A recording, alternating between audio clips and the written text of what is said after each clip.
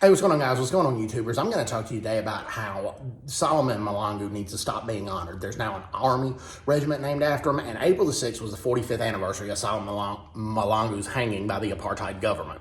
Now, that being said, I did not condone apartheid. Apartheid had to go. But Solomon Mahlangu, the punishment fit the crime. Now, let me explain what happened with Solomon Mahlangu. Okay, he left South Africa when he left South Africa during his mid-teens. And he went to training camps in Swaziland as well as Mozambique. Well, he comes back into South Africa with grenades, guns, and ANC pamphlets. Well, it was a black policeman that had stopped him and found the weapons in the suitcase. Well, Solomon Mahlangu and his colleague take off, and they hide near a hardware store. Well, the hardware store owner and employees were shot and killed. Now, Solomon Mahlangu said it was his colleague that shot. Solomon Mahlangu said he did not fire a shot. But here's what we do know. What we do know is guns and grenades were there. This was also a time in the mid-1970s where the ANC terrorist organization, MK, Mkhonto we Sizwe, stopped targeting infrastructure targets and started targeting civilians a lot more.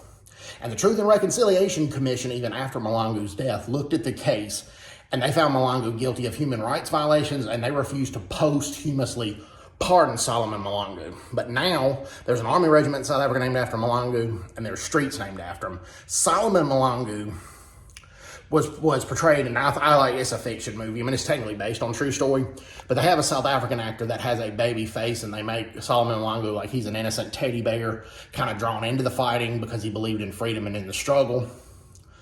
But the real Solomon Mahlangu, if you looked at his pictures, he had a lot of hatred in his eyes and a lot of evil stares in his eyes, I firmly believe. And Solomon Mahlangu is not somebody that needs to be honored by a country. I know one man's terrorist is another man's freedom fighter, but he was a man that deliberately targeted and shot at innocent civilians with no military objective whatsoever. It wasn't at a police station. It wasn't at a military base.